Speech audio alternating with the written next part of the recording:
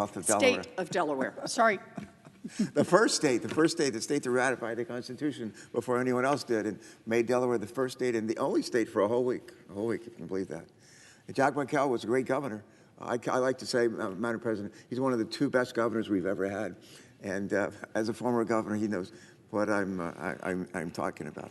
But Madam President, I rise today to ask unanimous consent to confirm Delaware's own Jack Markell as U.S. Ambassador to the Organization for Economic Cooperation and Development, better known as OECD. I've had the privilege of knowing Jack for over 2 decades as a steadfast governor, a brilliant governor, actually, of the state of Delaware, chairman of the National Governors Association, and as a prudent state treasurer for our state.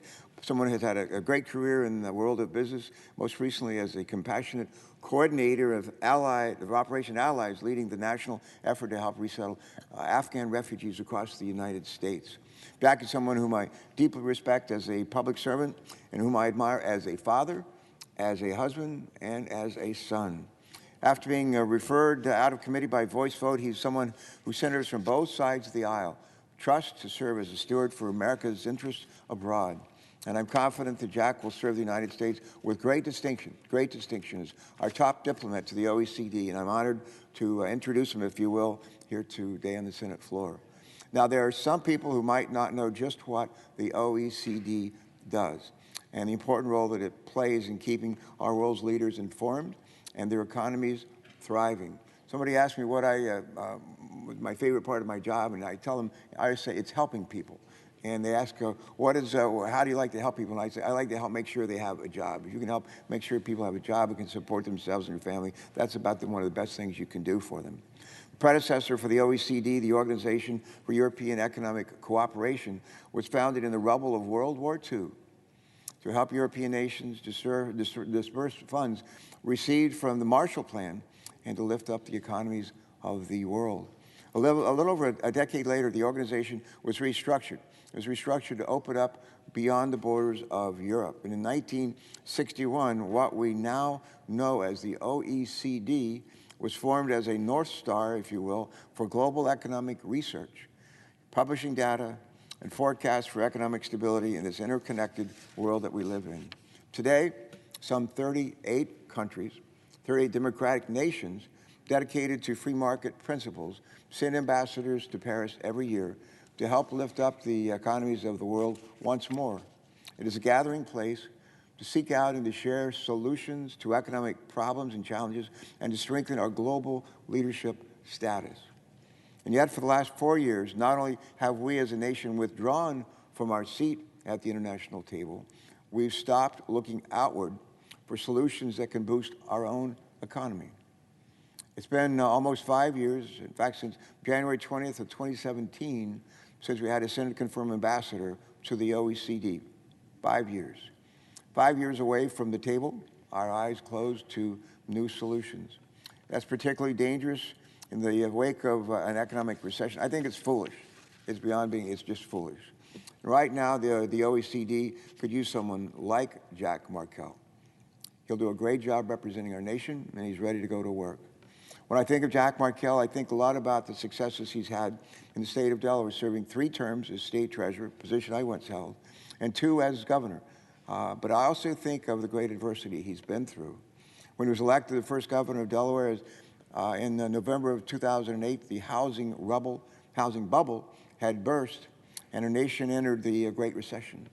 In an op-ed for the Atlantic in May of 2015, Jack recalled it was immediately clear that his time as governor would be focused on one thing, and that would be job creation. And he was right. In the winter of his first year, the Great Recession brought unemployment in our state to 9%. 9%. And in an instant, our economy was in free fall, along with the economies of many other states. The General Motors plant in Wilmington, the Chrysler plant in Newark, both in northern Delaware, the Valero refinery in Delaware City, all of these hubs for good-paying jobs for thousands of Delaware families shut down, just like that.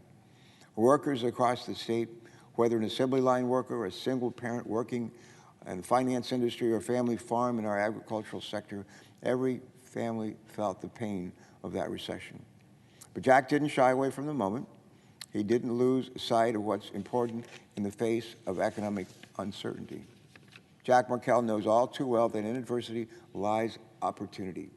I think he learned that from Albert Einstein. And in the face of great adversity, Jack Markell worked to court companies from all over the world to bring their businesses to Delaware, to bring jobs back, to retrain the employees who lost their jobs they'd held for decades. He got Delaware back on the move, and the voters recognized his economic prowess by re-electing by a wide margin in 2012. Over his 2 terms as governor, Delaware's unemployment rate came down significantly. In fact, Delaware had the best job growth in the region, bringing vital jobs back to Delaware families at places like the Delaware City Refinery, a project that I was proud to work with Jack on.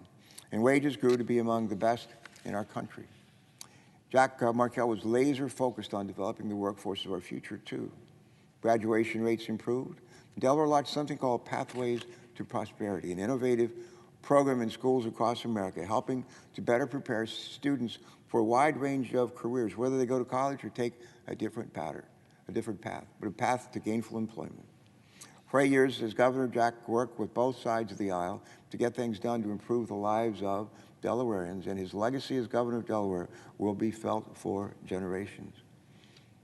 I oftentimes like to say that the roles of presidents, the roles of senators, governors, and other elected officials is not to create jobs. Sometimes people talk about the jobs that they've created as president, mayor, senator, whatever. We don't create jobs. What we do is we help create a nurturing environment for job creation. And what Jack Markell has focused on for years, for decades actually, is how to help many stakeholders in our state to create a nurturing environment for job creation and job preservation. Jack understood this, and he'll take that with him to Paris, with the memory of what looking to companies and countries across the world for solutions did to help families in Delaware. He'll continue to look anywhere and everywhere to help American workers, because Jack's a lifelong learner who spent literally decades thinking about how to bring more Americans into a more equitable, prosperous economy. He learned the fundamentals of economic development by studying development studies and economics at Brown University, and earned his Master's of Business Administration at the University of Chicago Booth School of Business. He learned what businesses need to thrive by serving as a senior vice president in Nextel Communications, and later in a senior management position at Comcast. He learned about equity as a state treasurer, and where he led a campaign to promote the Earned Income Tax Credit for families, and founded the Delaware Money School to offer free financial literacy classes to empower Delawareans. He learned about the power of global economic solutions as governor, bringing vital jobs back to the state, literally at the depth of the Great Recession. And he learned how to lead with empathy. By answering President Biden's call to lead our nation's Afghan resettlement operation, he embodied the core tenet of Matthew 25, and that is to welcome the stranger in our land and welcome our Afghan allies with open arms and open hearts. Jack Markell has succeeded in no small part because he is a lifelong learner. And every step of the way, he's exceeded expectations for the people of Delaware because he's followed a simple but sacred maxim. And I would quote it: a good job trumps all.